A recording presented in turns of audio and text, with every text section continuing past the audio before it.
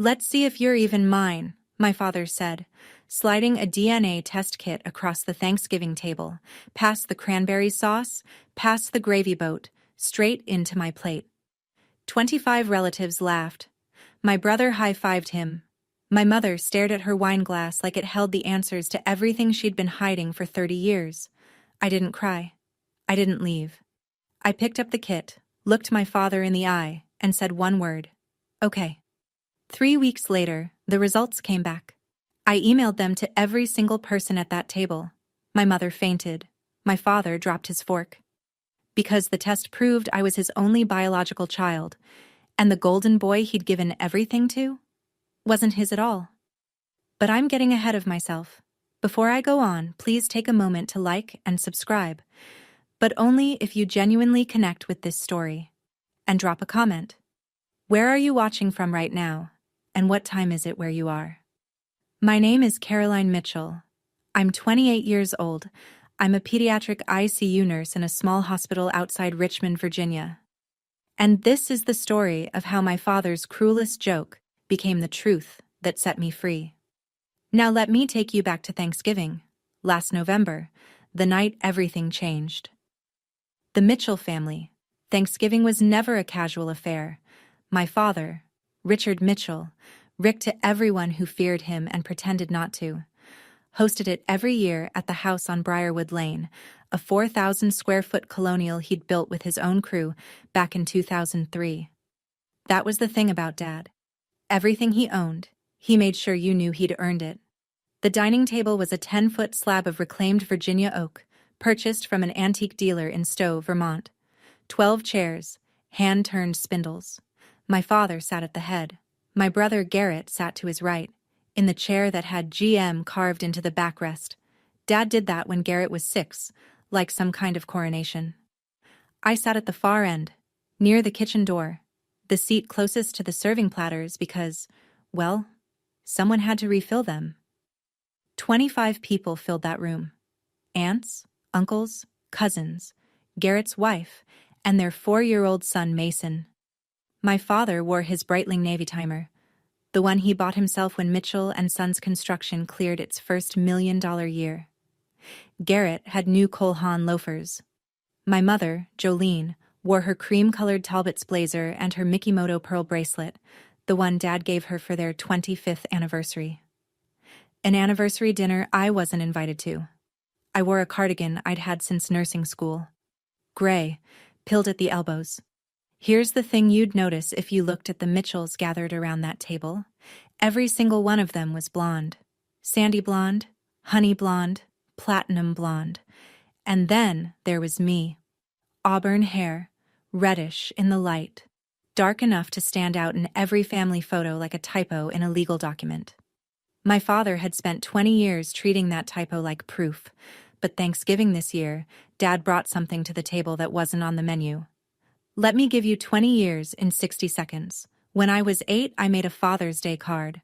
Construction paper, glitter glue, the works. I wrote, "To the best dad in the world," in my very best cursive. He opened it at the breakfast table, read it, and tore it in half, right down the middle. "I'm not your dad," he said. Then he went back to his eggs. I was 8. When I was 14, Dad enrolled Garrett in St. Andrew's Prep. $12,000 a year, blazers and ties, the whole production. I went to Hopewell Public. When Aunt Brenda asked why, Dad said it out loud, right there at Sunday dinner. Why would I invest in something that might not even be mine? I sat 3 feet away. Nobody said a word.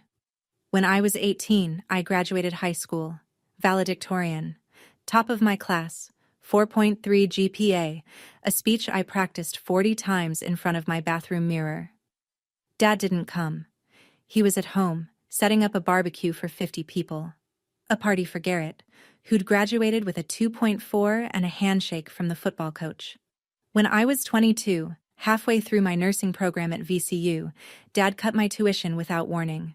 1 semester left. He called and said, "I've been paying for someone else's kid long enough." I took out $47,000 in federal student loans. I finished. He never asked if I finished. My mother. I should tell you about her role in all this. Once, when I was 19, I found out she'd been sending me $200 a month. Quietly. Through Venmo. Under the memo, groceries. Then Dad found the transfers. He threatened divorce. She stopped. My father didn't hate me.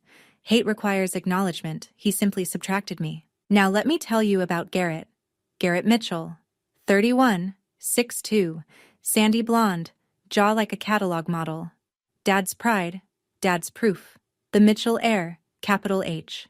At 16, Garrett got a brand new F-150. Pearl white, lifted suspension, Mitchell and Sons decal on the tailgate like a family crest. I got a bus pass. Dad paid every cent of Garrett's college tuition at Virginia Tech. 4 years. No loans, no questions. When Garrett graduated, middling grades, business degree he barely used, Dad gave him a corner office at Mitchell and Sons and the title of project manager. No interview, no resume, just bloodline. Or what Dad believed was bloodline. Last spring, Garrett bought a house. New construction in the Willowbrook subdivision. 3,200 square feet, open floor plan, quartz countertops. Dad put down the $80,000 deposit. Just wrote a check. I live in a studio apartment 4 blocks from the hospital. 450 square feet. The kitchen counter doubles as my desk. When I come home from a 12-hour ICU shift, I eat standing up because the table barely fits 1 chair. Garrett drives a black Chevy Tahoe. I drive a 2014 Honda Civic with a dent in the rear bumper from a parking lot in nursing school. It still runs. That's enough. Now here's the thing about Garrett. He's not evil. I want to be fair about that. He didn't grow up thinking he was doing anything wrong. When you're handed everything from birth, you don't question the system. You just assume you deserve it. His favorite line, delivered with that easy golden boy grin, "Don't worry, Cal, you'll always be an honorary Mitchell." Honorary, like a guest pass to my own family. But here's the part that'll make you laugh. Or maybe not. The irony. I'll get to it. You're not ready yet. My mother, Jolene Mitchell, 54. Blonde highlights every 6 weeks at a salon in Short Pump, Lexus RX in champagne gold. A supplementary credit card on Dad's Amex Platinum that she used like oxygen. Jolene was not a cruel woman. That's what made it worse. She never called me a mistake. She never tore up my cards or refused to attend my graduation. She just didn't stop any of it.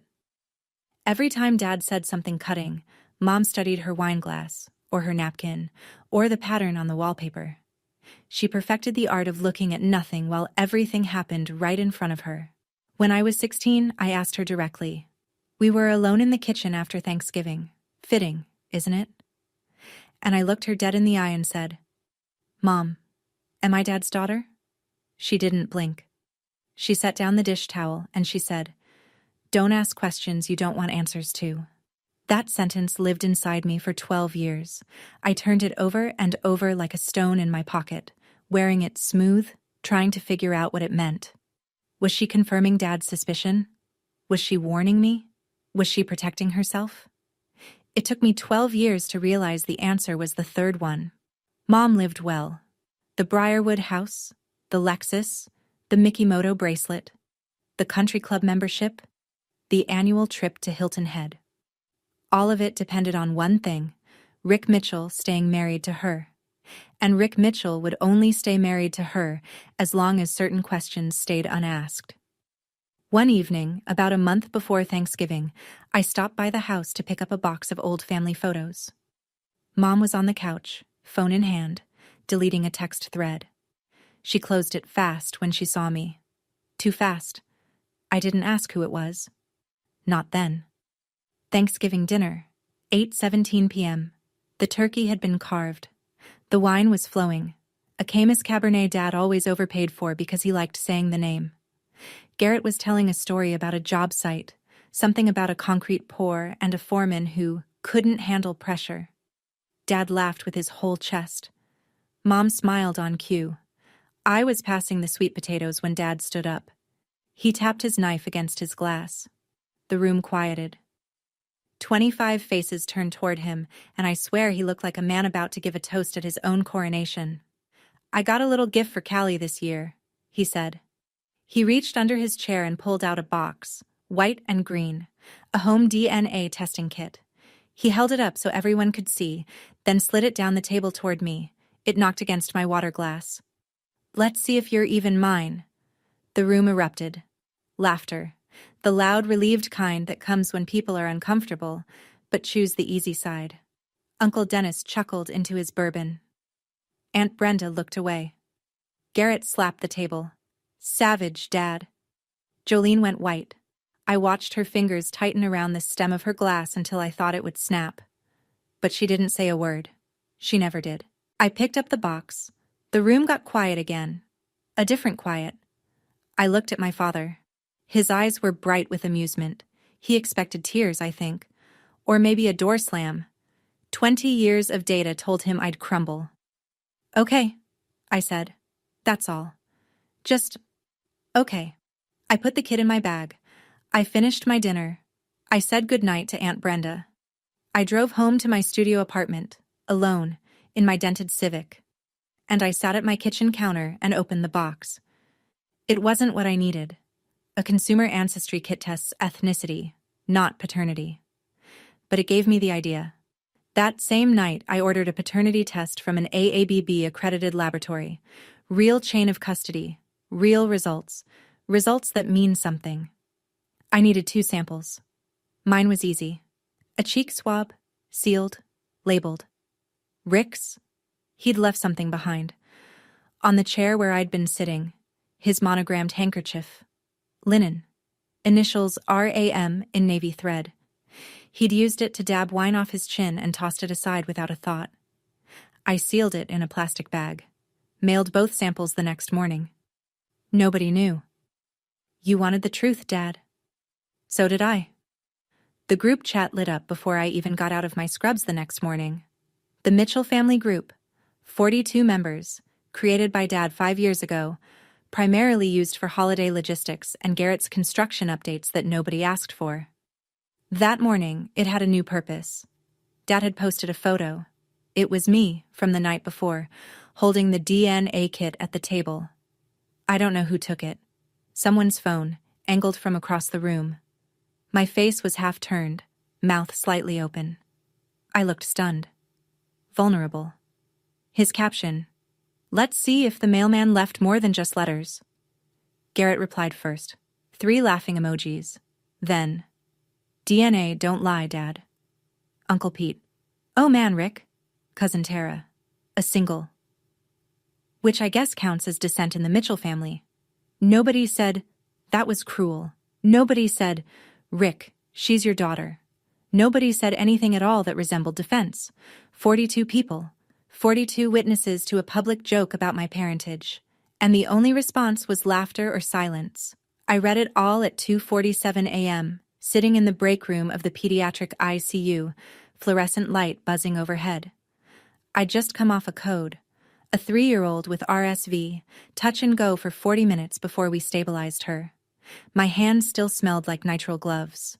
And there it was, on my phone, between a notification about my student loan payment and a weather alert.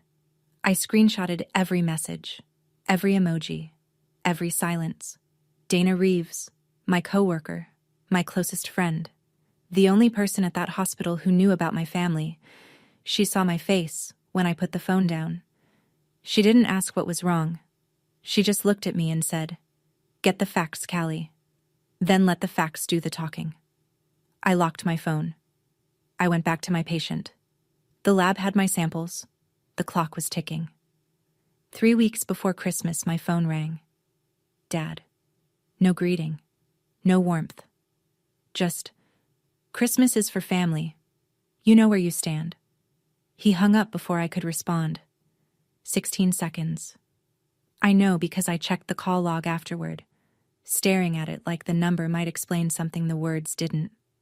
Garrett texted an hour later. Classic Garrett. Performing kindness while enforcing the verdict. "No hard feelings, Cal. It's Dad's house. His rules. Maybe next year things will be different." Then came Mom. Her message wasn't comfort. It wasn't an apology. It was, "Please don't make this worse." 3 messages from 3 Mitchells. Not one of them said, "This is wrong." Not one said, "I'm sorry."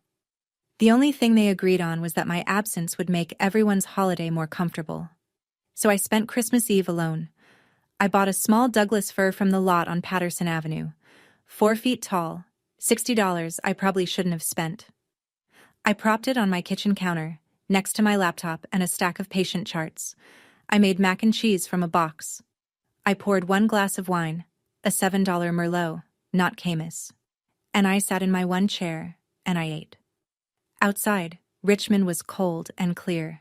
Through the window, I could see the apartment building across the street, their windows glowing with colored lights and the shapes of people moving behind curtains. At 11:43 p.m., I opened my email. There it was. Subject line, "Your DNA test results are ready. Action required." From the lab, dated that afternoon. My thumb hovered over it. I could feel my pulse in my fingertips. I closed the email. Not yet. I finished my wine. I turned off the lights. I went to bed. The results would still be there in the morning, and so would I. January 6th. The email arrived at 9:14 a.m. from Richard A. Mitchell to Mitchell Family. Distribution list. CC, Caroline Mitchell. Subject, Estate Planning Update. Formal reading. January 18th. The body was short. Dad wrote the way he built houses. Blunt, load-bearing, no ornamentation. I've been working with my attorney Howard Pratt to finalize my estate plan. After careful consideration, I've decided that Mitchell assets, property, business shares, and financial holdings should pass exclusively to my biological children. A formal reading will take place January 18th at Howard Pratt's office, 10 a.m. Attendance is expected. Signature block, Richard A. Mitchell, Mitchell & Sons Construction, LLC, established 1998. Garrett replied, all within 4 minutes. Thanks, Dad, the right call. Nobody else replied, but I know they all read it. 42 people, 42 silences. He'd CC'd me, not BCC'd, CC'd. He wanted me to see it. He wanted me to know that this wasn't just a dinner table insult or a group chat joke anymore. It was being made legal, official, permanent. Biological children. 2 words that were supposed to be my eviction notice. I read the email 3 times. Then I read it a 4th time, slower, and something clicked. A door I hadn't known was there swung open in my mind. Biological children. If I was Rick's biological child, and a lab somewhere in Maryland was about to tell me whether I was, then that language didn't exclude me. It protected me. And if I was his biological child, and the will only covered biological children, then the real question wasn't about me at all. It was about Garrett. I closed my laptop. I went to work. I intubated a 6-year-old with pneumonia, and I didn't think about the email again until my shift ended 14 hours later. But it sat there, waiting, like everything else. January 9th.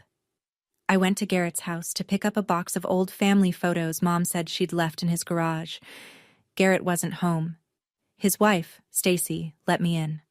Polite but distant, the way you'd treat a distant relative at a funeral. She pointed me toward the garage and went back to the kitchen. Mason was in the living room, 4 years old. Blonde curls, Garrett's grin, a dinosaur in each hand. He looked up when I walked past and said, with the casual brutality only a child can deliver, "Daddy says you're not real family. You don't belong here." He said it the way he might say the sky is blue.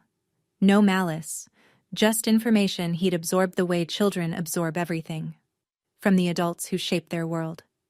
I stopped walking. It wasn't the words. I'd heard worse from his grandfather. It was the realization that I was watching it start over. A new generation, learning the same lie, repeating it with the same easy confidence. Mason would grow up believing his aunt was an outsider, just like Garrett had, and his children after him. I knelt down. Sweetie, family isn't about what people say. It's about what's true. Mason blinked at me, then went back to his dinosaurs. He'd already forgotten it. I hadn't. I took the box of photos, thanked Stacy, and sat in my Civic for 10 minutes with the engine off. The heater ticked as it cooled. My breath fogged the windshield. Then I opened my phone. I opened my email. I tapped on the subject line I'd been avoiding since Christmas. Probability of paternity, 99.9998%. Richard A. Mitchell is the biological father of Caroline R. Mitchell. I read it twice, 3 times. 4. And I thought about a question I want to ask you. Have you ever been in a moment where the truth could destroy everything, but you needed to know anyway? Where not knowing was worse than any fallout? Because that's where I was, sitting in a dented Civic in my brother's driveway, hands shaking, the heater dead, the screen glowing in my lap. I'd love to hear your story. Drop it in the comments. I closed the email, I put the car in reverse, and I drove to work. But something had changed. The stone I'd carried in my pocket for 12 years. Don't ask questions you don't want answers to. I finally understood what it meant. And it wasn't about me. It was never about me. I sat with the results for 3 days, not because I doubted them. The lab was AABB accredited, the gold standard for paternity testing in the United States, chain of custody documented, results notarized, 99.9998%. In science, that's as close to certainty as you get without witnessing the moment of conception. Number 1. I sat with them because of what they meant. I was Rick Mitchell's daughter, his biological daughter.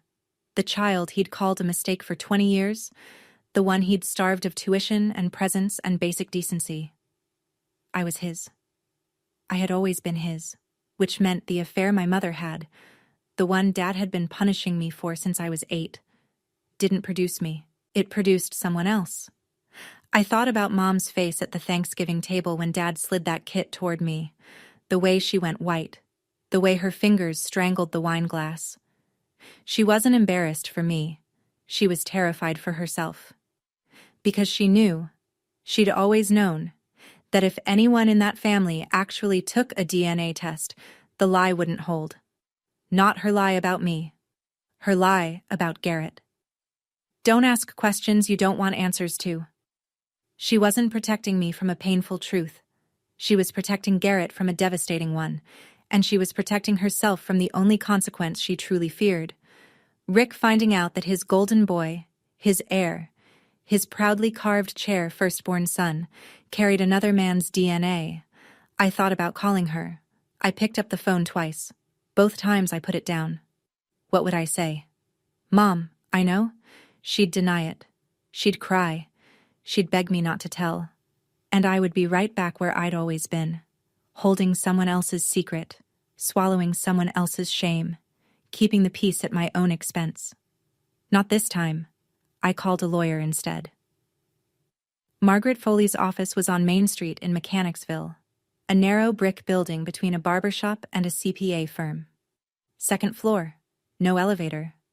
Her desk was buried under case files and a half-eaten granola bar, and the bookshelves behind her sagged with Virginia estate law volumes thick enough to stop a bullet. I found her the way most people find lawyers these days. Google. Estate attorney, Richmond, Virginia. She was the 3rd result. The reviews said she was thorough, fair, and wouldn't waste your time. What I didn't know, walking in, was that Margaret Foley had gone to James Madison University with my mother, class of 1991. They'd lost touch decades ago. Margaret mentioned it offhand when I gave my last name. Mitchell? Any relation to Jolene Hargrove? And then moved on without pressing. Professional. I liked that. I showed her the DNA results. I showed her the email Dad sent about the will. Assets to biological children only. I showed her the screenshots from the family group chat. She read everything twice, drank her coffee black, and didn't speak until she was done. The language is clear, she said. If his will states that assets pass to biological children, and you can prove you're his biological child, you have a legal claim. A strong one. And if someone else in the family isn't his biological child? She set down her coffee. Then, under the exact language your father chose, that person would have no claim at all. Silence. You'd need more than a home test for court, she continued. But here's the thing. You may not need court. Once your father sees these results, he's going to demand a retest. And when he does, he'll test everyone. That's how men like him operate. They don't stop digging until the ground swallows them. I nodded. You realize this will blow up your entire family, she said. I looked at her across that cluttered desk, the winter light coming through the blinds in pale stripes, and I said, it was never whole to begin with. January 14th, 4 days before the reading. Dad called. Not to reconcile, not to reconsider. To remind me of my place. The reading's on Saturday. I invited you because I want you to hear it from Howard, in person, that you're not getting a dime. Don't come in there crying. Don't come in there begging. And don't embarrass this family any more than you already have. I held the phone away from my ear and watched the seconds tick on the screen. He talked for 2 minutes and 11 seconds. I said 4 words. I'll be there, Dad. He hung up first. He always did. Garrett's text came 20 minutes later. Cal, just accept it. Dad's not going to change. Take the L gracefully. Take the L. Like my entire existence was a scoreboard. Then Mom. Her call came at 9 p.m., her voice low and shaky the way it gets after her second glass of Pinot Grigio. Caroline, please, just don't come. It'll be easier for everyone. Easier for everyone. The Mitchell family motto. I didn't respond to any of them. I put my phone on the charger, poured a glass of water, and stood at my apartment window looking out at the dark parking lot below. My Civic under the streetlight, the frost on the windshield. I was on break between shifts. In 6 hours, I'd be back in the ICU checking ventilator settings on a child who weighed less than my winter coat. I'd be calm, precise, necessary. I'd make decisions that mattered, measured in oxygen levels and heart rates and milligrams. And then in 4 days, I'd walk into a room full of people who'd spent my whole life telling me I didn't matter, and I'd let a piece of paper say what I never could. Dana was right. Let the facts do the talking. January 15th. 3 days out. I met Margaret at her office after my shift. She had the notarized copies ready. 3 sets of the DNA results, each in a sealed envelope, each bearing the lab's certification stamp and her notary seal. Clean. Official. The kind of paperwork that doesn't need a raised voice to make its point. I also pulled the draft will your father emailed, she said, adjusting her reading glasses. He CC'd you on it, which means it's not privileged. And there's something you should know. She turned her laptop toward me. This will hasn't been executed. No signatures, no witnesses. Under Virginia law, it's a statement of intent. Nothing more. Which means his previous will, the one filed 3 years ago, is still the operative document. What does the old will say? Standard language. Assets divided equally among my children. No biological qualifier, no DNA requirement. I leaned back. So, even if he tries to sign the new one, if he signs it, and it holds up to challenge, it says biological children only, and we both know what that means for you. She paused. Either way, Caroline, you're protected. The old will includes you. The new will, if he's foolish enough to sign it, includes only you. She let that sit. I drafted an email that night. Recipients. Every address in the Mitchell family distribution list. Attached. The DNA results. Subject line left blank for now. I saved it in my drafts folder and closed my laptop. Plan B. Just in case. The next morning, I did something I hadn't done in years. I went shopping. Not at a thrift store, not at Target. I drove to a consignment boutique in Carytown and bought a navy blazer, tailored trousers, and a pair of leather Oxford shoes. $140 total, more than I usually spent on clothes in 3 months. Dana helped me practice that evening. Not what to say, what not to say. You don't owe them an explanation, she told me over reheated hospital cafeteria soup. You walk in, you sit down, you wait for the right moment, and you put the envelope on the table. That's it. Let the paper talk. I nodded. For the first time in 20 years, I wasn't walking into a Mitchell family event hoping to survive it. I was walking in prepared. January 17th, the night before. I couldn't sleep. Not from fear. Not exactly. It was something closer to vertigo. That feeling when you're standing at the edge of a high place and your body knows before your brain does that everything on the other side will be different. I sat on my bed with a shoebox of old photos. Most of them were from before Dad decided I wasn't his. There was one I kept coming back to. Me at 5 years old, sitting on his lap in the backyard. Both of us laughing. His arms around me, my head tipped back. The sun behind us. That was the last time he held me. I was 5. I don't remember what was funny. I just remember feeling safe. I stared at that photo for a long time. Tomorrow, I would walk into a room and end my family as it existed, not destroy it. It was already destroyed, had been for 20 years. We just hadn't admitted it. But end the version of it that everyone had agreed to perform. The version where Dad was the righteous patriarch, where Garrett was the worthy heir, where Mom was the loyal wife, where I was the mistake. All of it, done. Because of a piece of paper in my bag. I called Dana at 11. Am I doing the right thing? She didn't hesitate. Are they doing the right thing to you? Silence. Callie, that man humiliated you in front of your entire family on a holiday. He's trying to legally erase you. Your brother treats you like a footnote. Your mother watched all of it and chose her comfort over your dignity. For 20 years.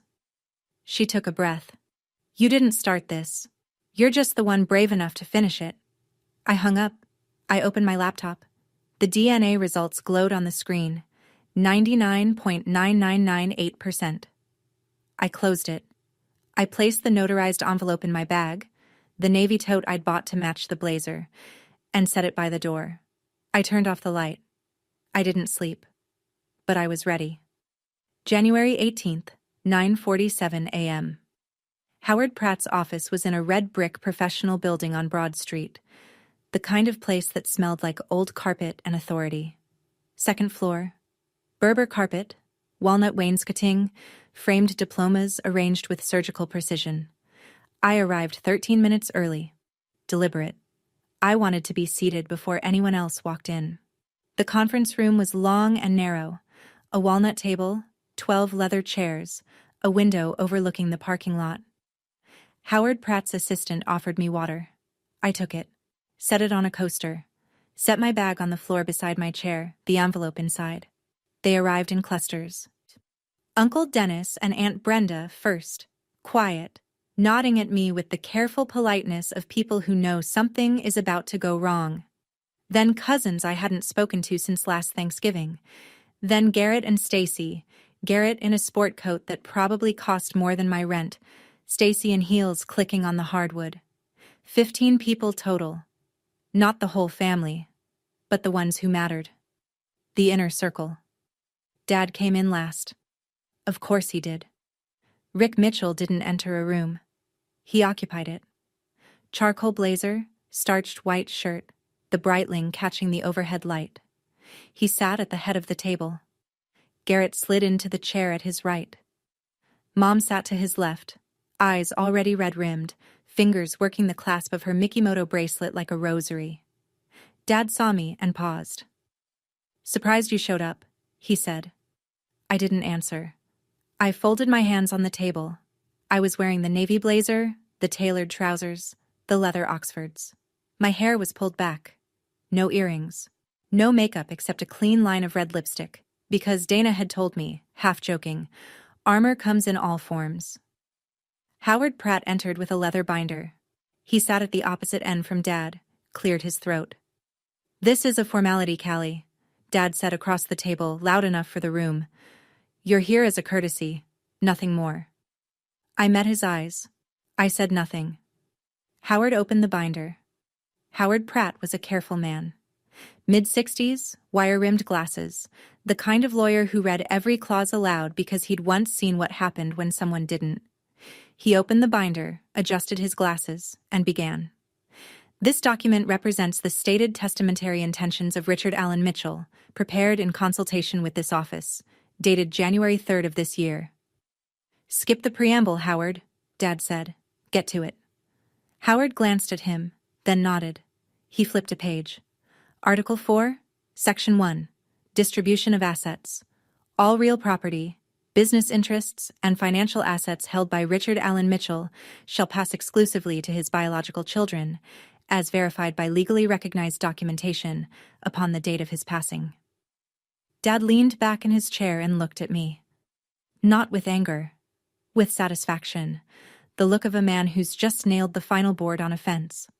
See? He said. Black and white. Garrett nodded. It's just business, Cal. A few relatives shifted in their seats. Aunt Brenda pressed her lips together. Uncle Dennis studied the grain of the table. Nobody spoke. Howard continued, detailing the breakdown: the Briarwood house, the Mitchell and Sons shares, the investment accounts, the life insurance. $3.2 million in total estimated value. All of it directed to biological children. The phrase repeated like a hammer stroke. Biological children, biological children, biological children. And every time he said it, Dad's chin lifted a fraction higher. When Howard finished, he removed his glasses and folded his hands. This document remains in draft form and requires execution, signatures, and witnesses to become legally binding. However, Mr. Mitchell wished to share his intentions with the family prior to finalization. He looked around the room. Are there any questions or objections? Silence. Dad smiled. The room exhaled. My hand moved to my bag. I have an objection. My voice came out steadier than I expected. Low, clear. The kind of voice I use at 3 a.m., when a ventilator alarm goes off, and a room full of panicking parents needs someone to be calm. Every head turned. Dad's smile didn't drop. It froze. Excuse me? Not emotional, I said. Procedural. I stood, walked to the conference room door, opened it. Margaret Foley stepped in. Gray pantsuit, reading glasses on a chain, a leather portfolio under her arm. She'd been waiting in the hallway for 11 minutes. We'd timed it. Who the hell is this? Dad said. My name is Margaret Foley. I'm an estate attorney licensed in the Commonwealth of Virginia, and I represent Caroline Mitchell. The room went very still. You hired a lawyer? Dad's voice pitched upward. Not angry yet, but close. The way a thunderstorm sounds before the first crack. For what? There's nothing to contest. You're not... Mr. Mitchell. Margaret's voice cut clean. Your draft will states that assets pass to biological children only. We'd like to submit documentation relevant to that clause. She nodded at me. I reached into my bag. My fingers found the envelope. Smooth, sealed, the notary stamp slightly raised under my thumb. I'd carried it for 3 days. It weighed almost nothing. It weighed everything. I set it on the table, centered, right between the water pitcher and the leather binder. 15 people stared at it. Mom's breathing changed. I could hear it from across the room. Shallow, fast, the way patients breathe when they know bad news is coming before the doctor opens their mouth. I looked at my father. You wanted to know if I was yours, Dad. You asked me at Thanksgiving. In front of the whole family, you gave me a DNA kit. You made it a joke. I pushed the envelope 1 inch toward him. I took the test. Here are the results. Margaret opened the envelope with the practiced calm of someone who'd done this 100 times. She removed 3 stapled pages, scanned the room, and read aloud. Paternity test conducted by Genelink Diagnostics, an AABB-accredited laboratory in Bethesda, Maryland. Test subjects: Richard Allen Mitchell, alleged father; Caroline Rose Mitchell, child. Samples received December 2nd. Analysis completed December 19th. She paused. The room was so quiet I could hear the furnace cycling through the vents. Conclusion: based on analysis of genetic markers, the probability of paternity is 99.9998%. Richard Allen Mitchell is the biological father of Caroline Rose Mitchell. She set the paper down. Dad stared at it like it was written in a language he'd forgotten. His mouth opened, closed, opened again. That's not possible. The lab is federally accredited, Margaret said, evenly. Results are notarized. Chain of custody is documented. I have 2 additional certified copies if you'd like your own attorney to review them. Garrett shot forward in his chair. She faked it. She had to have faked it. There's no way. Mr. Mitchell. Margaret didn't raise her voice. She didn't need to. ABB accreditation is the standard used by U.S. courts for paternity determination. These results are as reliable as a test ordered by a judge. Garrett's mouth worked, but nothing came out. Mom hadn't moved. Her hands were flat on the table. Her eyes were fixed on the paper. Her face, I'll never forget this. Her face held the expression of a person watching a building collapse in slow motion, knowing they were inside it. Dad turned to Howard Pratt. Howard, can she do this? Howard removed his glasses. Rick, the results appear legitimate. I didn't ask for a recommendation. Mr. Mitchell. Margaret folded her hands. Before you request a retest, which you're entitled to, you may want to consider testing all of your children. Given what we now know, it seems prudent. The word landed like a grenade with a delayed fuse. All. Dad looked at Garrett, then at Mom, then back at me. And for the first time in 20 years, I watched my father's certainty crack. I didn't say it. I want to be clear about that. I didn't say, Garrett isn't your son. I didn't say, Mom had an affair. I didn't accuse anyone of anything. I didn't need to. The math was already doing the work. You could see it moving through the room like a current, face by face, chair by chair. If Callie is Rick's daughter and Rick has believed for 20 years that his wife cheated, then who was the product of the affair? I kept my voice level. I'm your biological child, Dad. The test confirms it. Now, if you'd like to proceed with a will that leaves everything to your biological children, I fully support that. The sentence sat there like a lit match on dry grass. Garrett stood up. What the hell is she implying? I looked at him. I'm not implying anything, Garrett. I'm presenting facts. Dad taught me that's what Mitchells do. His face went red. Not embarrassed red, but furious red. The kind that starts at the collar and climbs. He turned to Mom. Tell her she's wrong. Mom, tell her. Jolene didn't look at him. She was staring at the table, both hands pressed flat like she was trying to hold it together physically, molecularly. Rick. Her voice came out broken. We need to talk privately. Sit down, Jolene. Dad's voice was a blade. He hadn't moved from his chair. But something behind his eyes had shifted. A tectonic slide. Slow and irreversible. He was looking at Garrett the way he'd spent 20 years looking at me. Aunt Brenda leaned forward. Rick, what is going on?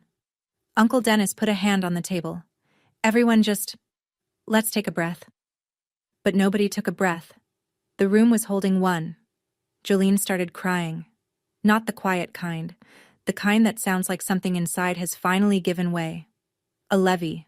A wall. A lie held together with 30 years of silence and a Mikimoto bracelet.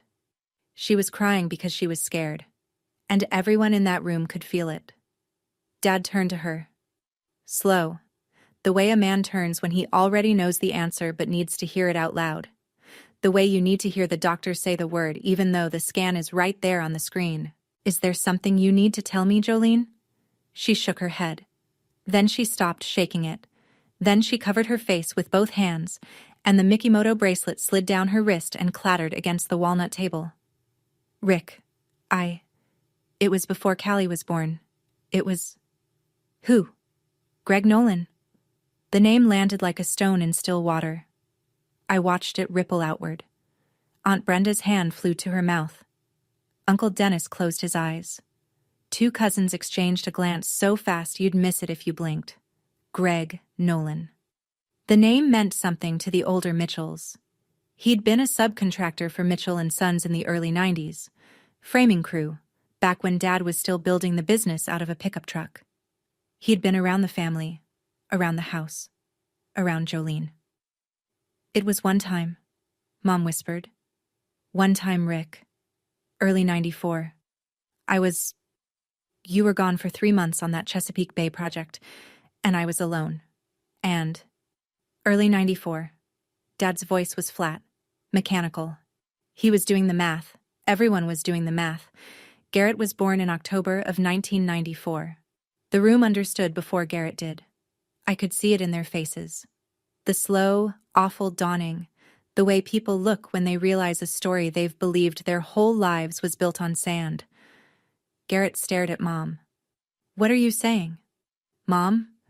What are you saying? She couldn't look at him. She couldn't look at any of us. Her head dropped, and her shoulders folded inward, and she whispered, I'm sorry. I'm so sorry. Dad's fist hit the table. Not hard enough to break anything. Hard enough to rattle every glass. Greg Nolan? His voice cracked on the name. The guy who poured my foundations? Nobody answered. Nobody could. Garrett was standing now, both hands on the table, leaning forward like a man bracing against a wave he couldn't see. No. His voice was high, tight, stripped of every ounce of golden boy ease. No, that's a lie. Dad, tell her she's lying. Tell her. Dad didn't tell her anything. He was looking at Garrett. Really looking. Maybe for the first time in 31 years. And I watched something shift behind his eyes. The same narrowing, the same cold appraisal, the same suspicion he'd aimed at me across dining tables and holiday dinners and group chat captions for 2 decades. He was measuring Garrett the way he'd always measured me. I'm your son, Garrett said. I look just like you. Everyone says, Dad? Everyone says I look just like you. Dad's voice came out quiet, almost a whisper. You look like Greg. Garrett flinched like he'd been struck. And the room did something I'll never forget. Every set of eyes moved to the framed family portrait hanging on Howard Pratt's wall. Not our portrait, Howard's. But it didn't matter because the Mitchells were all picturing the same image.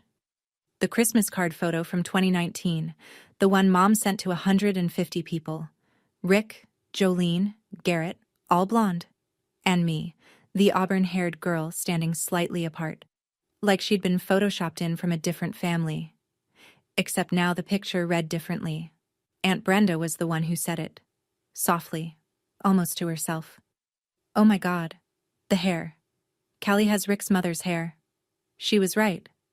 Grandma Elaine Mitchell, Dad's mother, who passed when I was 3, had auburn hair. Dark red, almost mahogany. I'd seen it in photographs but never made the connection because nobody had ever let me make it. Nobody had ever said, You look like your grandmother, Callie. That line was reserved for Garrett. You look just like your dad. Except he didn't. He never had. The room was unraveling. Garrett shoved his chair back and paced to the window, hands clasped behind his neck, breathing hard. Stacy reached for him. He pulled away. Mom was slumped in her chair, barely conscious. Aunt Brenda had one arm around her, fanning her face with a legal pad. Howard Pratt sat perfectly still, pen frozen above his binder, the face of a man watching his billable hour turn into a bonfire. Dad hadn't moved. He sat at the head of the table with his hands flat on the walnut surface, staring at the DNA report like it was a mirror showing a face he didn't recognize. I stood up. Not fast, not dramatic. The way I stand up in the ICU when I have information a family needs to hear. Steady. Present. Dad. He didn't look up. For 20 years, you called me a mistake. You tore up the Father's Day card I made when I was 8. You didn't come to my graduation. You cut my tuition and let me take on $47,000 in loans. You posted about me in the family group chat like I was a punchline. You handed me a DNA kit at Thanksgiving in front of 25 people and dared me to prove I belonged. I paused. And now that kit, your joke, proves that I was your only biological child this entire time. The daughter you threw away was the one who was real, and the son you gave everything to. I stopped. Because I'm not cruel. Because Garrett was at the window and his shoulders were shaking, and whatever he was, whatever he'd done, he didn't choose this any more than I did. I didn't come here to take anyone's money, I said. I didn't come here for revenge.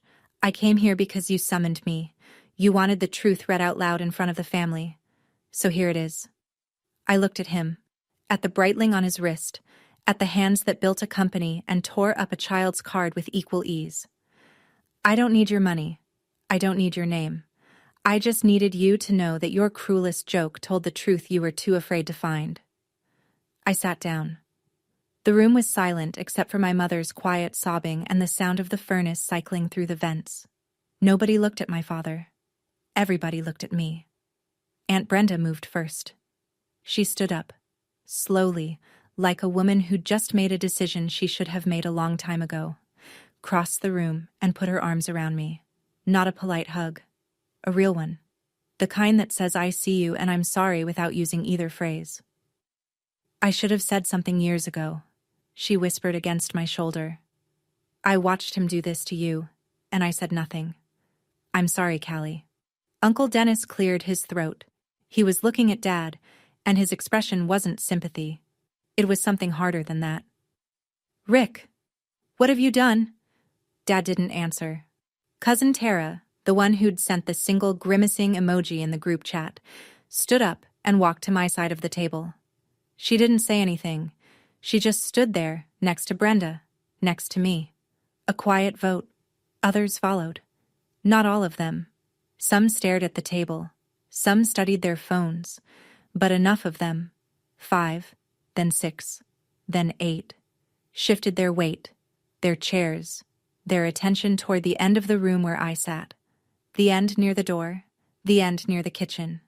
The seat I'd been assigned my whole life. Howard Pratt closed his binder. He removed his glasses and spoke with the measured gravity of a man choosing his words for a legal record.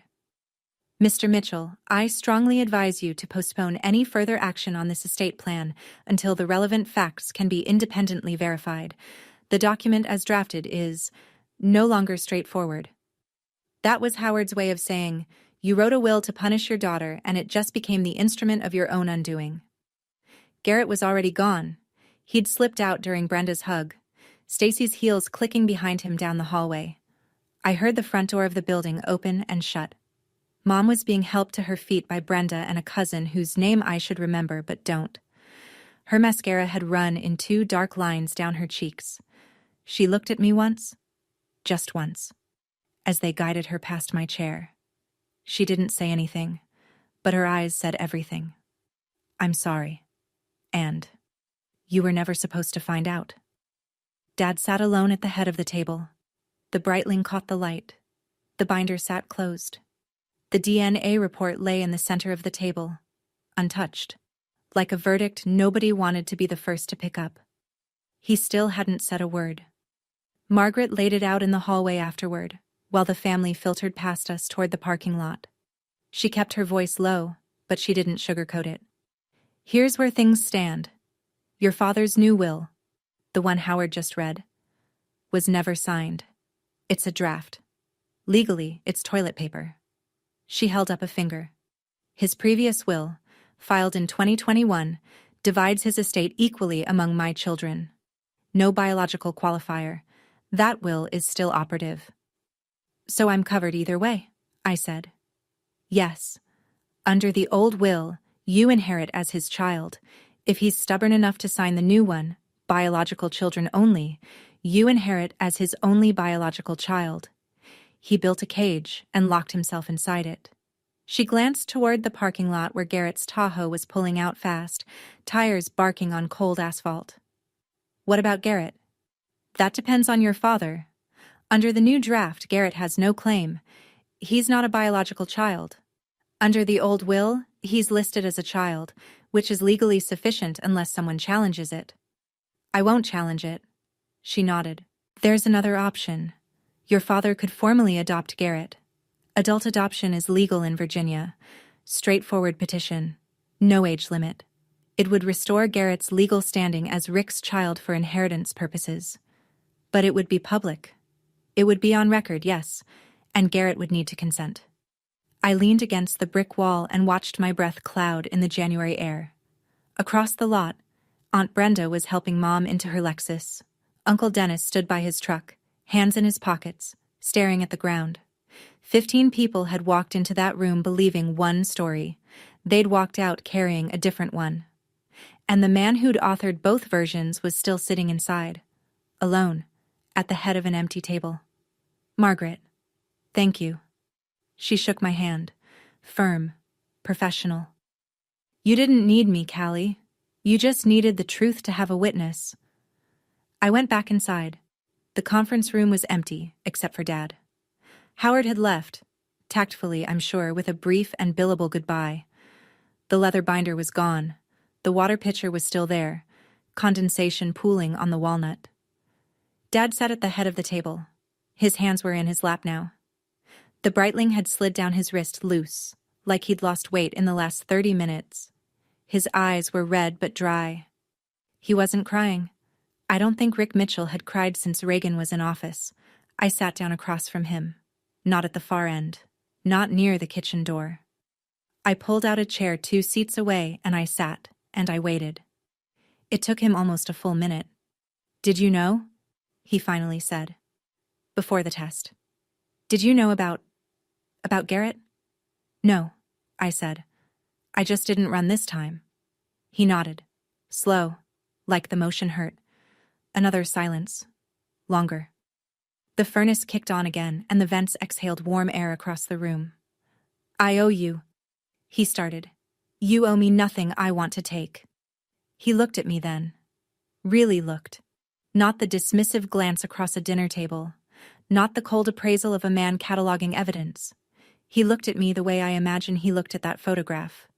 The one of me at 5, on his lap, laughing, before he decided I didn't belong. But you owe me an apology, I said. In writing, sent to the same people who watched you humiliate me. The group chat, the email list, every person who laughed at that DNA kit joke. He opened his mouth.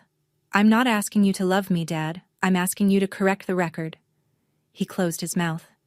He stared at the table. I stood up, collected my bag, and walked out of Howard Pratt's office into the January cold. The sky was white. The air tasted like frost. My Civic was the oldest car in the lot. I got in. I turned the key. The engine coughed, then caught. I drove to the hospital. I had a shift in 2 hours. 1 week later, Garrett called. I was in the break room, eating a granola bar between patients when his name lit up my phone. I almost let it go to voicemail.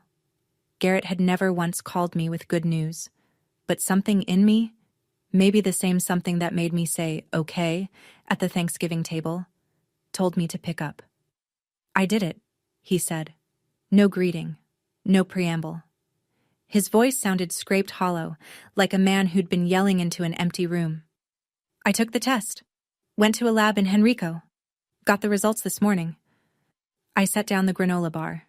0%, he said. Richard Mitchell is not my biological father. Probability, 0. I listened to him breathe. In, out. The sound of a man recalibrating 31 years of identity in real time. Did you know it was me? He asked. When you walked in there with that envelope. Did you know? No. I only knew it was me. Silence. I called you Honorary Mitchell your whole life, he said. His voice cracked on the word honorary. I said it like a joke. Every Thanksgiving, every Christmas you were allowed to attend, and I'm the one who... He didn't finish. You're still my brother, Garrett. That hasn't changed. How can you say that? After everything Because it's true. We didn't choose this. Either of us. I heard something on the other end that I'd never heard from Garrett Mitchell in 31 years. He was crying.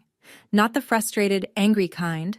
The kind that comes when the scaffolding falls and you realize the building you were standing on was never there. And you know what? I want to ask you something. If you were in Garrett's place, if you discovered that every privilege, every advantage, every golden boy moment of your entire life was built on a lie someone else told before you were born, what would you do? I genuinely don't know the answer. I don't hate Garrett. He was a victim too, in his own way. He just never knew it until now. Tell me what you think. Drop it in the comments. I didn't cry. I'd done my crying years ago. Come have dinner sometime, I said. I have one chair, but I'll borrow another. He laughed. Just barely. It was a start. 2 weeks after the reading, Mom showed up at my apartment. I saw her through the peephole, standing in the hallway in her wool coat, no makeup, hair unwashed, looking smaller than I'd ever seen her. She stood there for 5 full minutes before she knocked. I know because I watched. I opened the door. She looked at my studio. The 450 square feet, the counter desk, the one chair, the tiny Douglas fir still up because I hadn't had the heart to take it down, and something in her face collapsed. Not because the apartment was small, because it was mine, because I'd built this life with nothing she or Dad had given me, and it was still standing. Can I come in? I stepped aside. She sat on the edge of my bed, the only other place to sit, and pressed her palms together between her knees. She didn't look at me. She looked at the floor. I knew Garrett wasn't Rick's from the day he was born, she said. The timing. I knew, and I was terrified. So I said nothing. And when your father started to suspect, when he looked at you, with your red hair, and decided you were the proof of what I'd done, I let him. I let him blame you. Because as long as he was suspicious of you, he wasn't suspicious of Garrett. And as long as he wasn't suspicious of Garrett, he wouldn't divorce me. She swallowed. I used you as a shield, Caroline. For 20 years, I let my daughter take the punishment for my lie. The words hung in the air of my tiny apartment. Yes, I said. You did. She flinched. I can't forgive you today. Maybe not ever. But I don't want to carry your secret anymore, Mom. And I won't carry your guilt either. That's yours. She nodded. She stood up. She walked to the door. I noticed her wrists. Bare. No Mikimoto bracelet. She left without asking for a hug. I closed the door behind her, leaned against it, and stood there until my breathing was even again. Then I made myself dinner. Alone. In my apartment. On my own terms. February 14th. Valentine's Day, of all things. The universe has a strange sense of timing. I was eating lunch in the hospital cafeteria. Chicken sandwich, orange juice, fluorescent lights, the usual. When my phone buzzed. Email notification. From Richard A. Mitchell. Subject. To my family. Recipients. The Mitchell family distribution list. All 42 members. The same list he'd used to share the DNA kit photo. The same list he'd used to announce the will. I opened it. To my family, I have spent 20 years treating my daughter Caroline as though she did not belong. I called her a mistake. I denied her opportunities I freely gave to others. I humiliated her publicly on multiple occasions, most recently at Thanksgiving, in front of people she had every right to feel safe around. I was wrong. Caroline is my biological daughter. She has always been my biological daughter. The doubt I held was unfounded, and the damage I caused because of it is something I will have to live with for the rest of my life. She did not ask for money. She did not ask for the business. She asked for one thing, a public correction. This is that correction. Caroline, you were never a mistake. I was. Richard A. Mitchell. I read it twice. The cafeteria noise, trays clattering, someone's phone ringing, 2 nurses arguing about a shift swap, continued around me like nothing had happened. Dana slid into the seat across from me. She'd seen my face. What is it? I turned the phone toward her. She read it. She looked at me. You okay? I thought about it. Really thought about it. Not the reflexive, I'm fine you give when someone asks during a hard week, but an honest inventory. 20 years of subtraction, 1 Thanksgiving, 1 envelope, 1 piece of paper that said what my father couldn't. I'm free, I said. Dana nodded. She didn't push. She just sat there with me, eating her own terrible cafeteria sandwich under the same fluorescent lights, in the same break that would end in 12 minutes. It was the most ordinary moment of my life, and it was enough. Margaret called in early March. Your father wants to revise the will. New language. Assets split equally between you and Garrett. He's filing a petition for adult adoption. Garrett agreed to it. Virginia courts process these in a few weeks. It'll restore Garrett's legal standing as Rick's child for all purposes. Good, I said. There's also the question of your share. Roughly $800,000 to $1.6 million, depending on valuations. Your father wants you to have it. I was standing at my kitchen counter, the same counter where I'd eaten Christmas dinner alone, where I'd opened the DNA kit, where I'd drafted an email that changed my family, the counter that doubled as my desk, my dining table, my life. I want it converted into an endowed scholarship fund, I said, for nursing students from low-income families. Accredited BSN programs, renewable for 4 years, no strings. Name it the Mitchell Nursing Scholarship. Silence on the line. You're sure? Margaret said. I didn't fight for the inheritance. I fought for the truth. The truth was always enough. She paused. I'll draft the paperwork. I signed the documents on a Tuesday evening at my kitchen counter. The same pen I use for patient charts. The same table. The same 450 square feet. Somewhere out there, a 20-year-old nursing student who grew up being told she wasn't enough, who worked doubles and borrowed money and kept showing up anyway, would get a letter one day telling her that someone believed in her future, that someone had once been in her exact position and made it through. She wouldn't know my name. That was fine. I didn't need anyone to know my name. I just needed someone to get the chance I almost didn't. April. The first warm Saturday in months. The kind of Virginia evening where the dogwoods are blooming and the air smells like cut grass and the light stays golden until almost 8. I hosted dinner. My studio apartment. My rules. 6 people around a second-hand pine table from IKEA, the one I'd bought to replace the counter eating. No chairs had initials carved into them, no assigned seats, no hierarchy. Dana sat to my left, already arguing with my neighbor, Mrs. Patterson, 72, widowed, the woman who'd left soup outside my door every Tuesday since I moved in, about whether cornbread should have sugar in it. 2 nurses from the ICU, Marcus and Lee, were debating something about ventilator protocols with the same passion other people reserve for football. Margaret Foley had sent a bottle of wine with a note, for the table, MF. And at the end, in a borrowed folding chair, was Garrett. He'd called the week before. Not his usual breezy tone, quiet, careful, the voice of a man still learning who he was. Can I come? I don't really know where else to go. Bring dessert, I said, and don't bring that Tahoe.